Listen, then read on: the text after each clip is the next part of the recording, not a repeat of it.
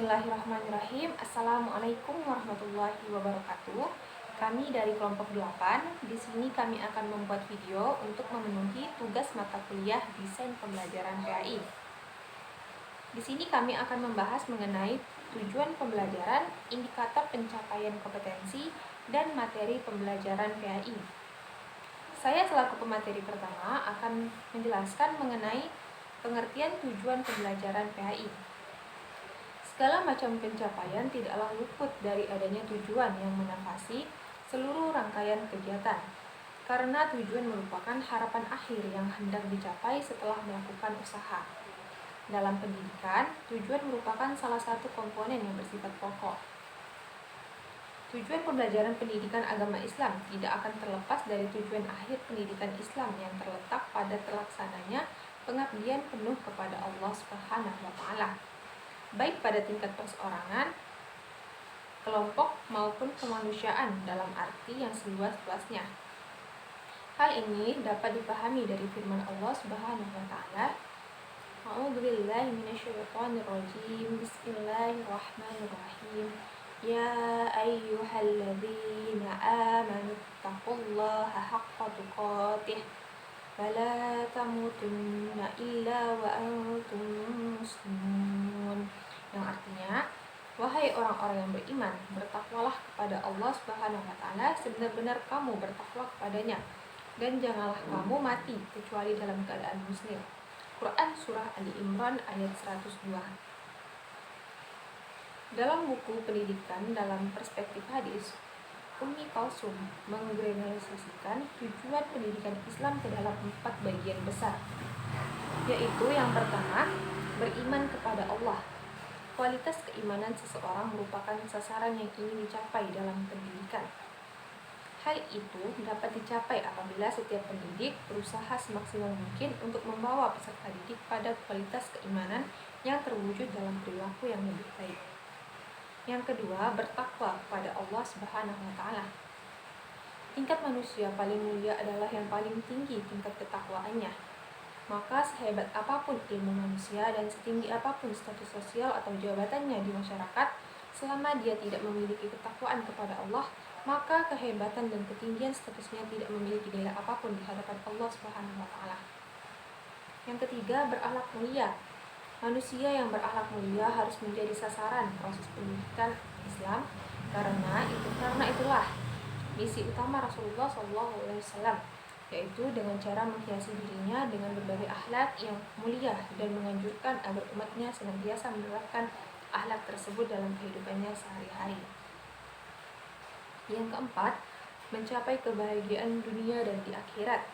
Di dalam Al-Quran dijelaskan bahwa tujuan hidup umat Islam adalah untuk mencapai kebahagiaan dunia dan akhirat. Pendidikan agama Islam memiliki arti yang lebih sempit, yaitu sebagai program terencana dalam menyiapkan peserta didik untuk mengenal, memahami, menghayati, hingga mengimani ajaran agama Islam, serta diikuti tuntunan untuk menghormati penganut agama lain dalam hubungannya dengan kerukunan antar umat beragama, sehingga terwujud kesatuan dan persatuan bangsa. Salah satu tujuan pendidikan agama Islam dapat dicapai dengan tercapainya proses pembelajaran. Rama Yulis mengemukakan pendapatnya mengenai tujuan pendidikan agama Islam, bahwa pendidikan agama Islam bertujuan meningkatkan keimanan, pemahaman, penghayatan, dan pengamalan peserta didik tentang agama Islam, sehingga menjadi manusia muslim yang beriman dan bertakwa kepada Allah Subhanahu wa Ta'ala, serta berakhlak mulia dalam kehidupan pribadi, bermasyarakat, berbangsa, dan bernegara, serta untuk melanjutkan pendidikan pada jenjang yang lebih tinggi. Baiklah, mungkin hanya ini dari saya. Selanjutnya akan disampaikan oleh pemateri selanjutnya. Assalamualaikum warahmatullahi wabarakatuh. Saya Sylvia Wahya, selaku pemateri kedua. Di sini saya akan menyampaikan atau menjelaskan tentang pengertian indikator pencapaian kompetensi PAI. Menurut standar proses pada Peraturan Menteri Pendidikan Nasional Permendiknas Nomor 41 Tahun 2007, indikator pencapaian kompetensi adalah perilaku yang dapat diukur dan diobservasi untuk menunjukkan ketercapaian kompetensi dasar tertentu yang menjadi acuan penilaian mata pelajaran. Indikator pencapaian kompetensi dirumuskan dengan menggunakan kata kerja operasional yang dapat diukur yang mencakup pengetahuan, sikap, dan keterampilan. Indikator pencapaian kompetensi merupakan rumusan kemampuan yang harus dilakukan atau ditampilkan oleh siswa untuk menunjukkan ketercapaian kompetensi dasar atau KD. Dengan demikian, indikator pencapaian kompetensi merupakan tolak ukur ketercapaian suatu KD. Hal ini sesuai dengan maksud bahwa indikator pencapaian kompetensi menjadi acuan penilaian mata pelajaran. Indikator pencapaian kompetensi dasar yang ditunjukkan oleh perilaku yang dapat diukur, sikap, pengetahuan, dan keterampilan. Indikator dikembangkan sesuai dengan karakteristik peserta didik, mata pelajaran, satuan pendidikan, potensi daerah, dan dirumuskan dalam tata kerja operasional yang dapat diobservasi. Indikator kompetensi adalah yang dapat diukur atau diobservasi untuk menunjukkan ketercapaian kompetensi dasar tertentu yang menjadi dasar penilaian mata pelajaran. Indikator merupakan penjabaran dari kompetensi dasar yang menunjukkan tanda-tanda, perbuatan, dan respon yang dilakukan atau ditampilkan oleh peserta didik. Indikator dirumuskan dalam kata kerja operasional yang dapat diukur dan dapat diobservasi sehingga digunakan sebagai dasar dalam menyusun alat dapat menilai. Dalam mengembangkan indikator pencapaian kompetensi perlu mempertimbangkan 3 hal, yaitu yang pertama, tuntunan kompetensi yang dapat dilihat melalui kata kerja yang digunakan melalui kompetensi dasar. Yang kedua, karakteristik mata pelajaran siswa dan sekolah. Yang ketiga, potensi dan kebutuhan siswa, masyarakat, dan lingkungan daerah. Dalam mengembangkan pembelajaran dan penilaian terdapat 2 rumusan indikator, yaitu indikator pencapaian kompetensi yang terdapat dalam RPP. Assalamualaikum warahmatullahi wabarakatuh. Perkenalkan, nama saya Nurdiana. Saya selaku pemateri ketiga ataupun terakhir dari kelompok 8 yang akan menjelaskan mengenai pengembangan materi pembelajaran pendidikan. Materi pembelajaran pendidikan merupakan salah satu hal yang penting dalam kegiatan ataupun proses belajar mengajar.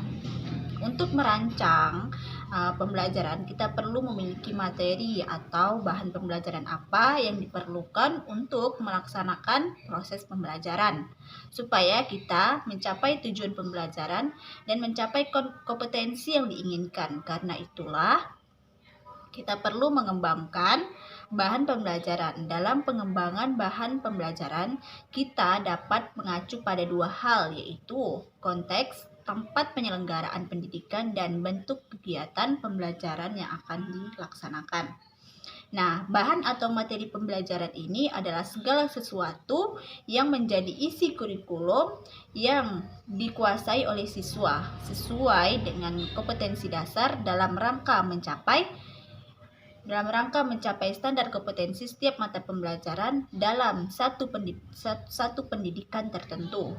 Nah, materi pembelajaran juga dapat diartikan sebagai bahan yang diperlukan untuk pembentukan pengetahuan, keterampilan, dan sikap yang harus dikuasai peserta didik dalam rangka memenuhi standar kompetensi yang ditetapkan. Nah, jadi materi pembelajaran dapat dibedakan lagi menjadi pengetahuan kognitif atau yang kita sebut dengan sikap, habis itu afektif yang disebut dengan keterampilan, serta psikomotor. Materi pengetahuan ataupun kognitif berhubungan dengan beberapa informasi yang harus dihafal dan didiskusikan oleh siswa, sehingga siswa dapat mengungkapkan kembali materi, membedakan isi materi pembelajaran. Nah, lalu kognitif terdiri lagi atas 4 macam, yaitu yang pertama, yaitu fakta. Nah, apa sih itu fakta? Fakta adalah sifat dari suatu gejala, peristiwa, benda yang wujudnya dapat ditangkap oleh panca indera. Nah, fakta merupakan pengetahuan yang berhubungan dengan data-data, dengan efektif. Contohnya, pada materi pembelajaran sejarah atau SKI mengenai materi Islam pada masa Bani Umayyah. Nah, lalu yang kedua ada konsep. Konsep adalah abstraksi kesamaan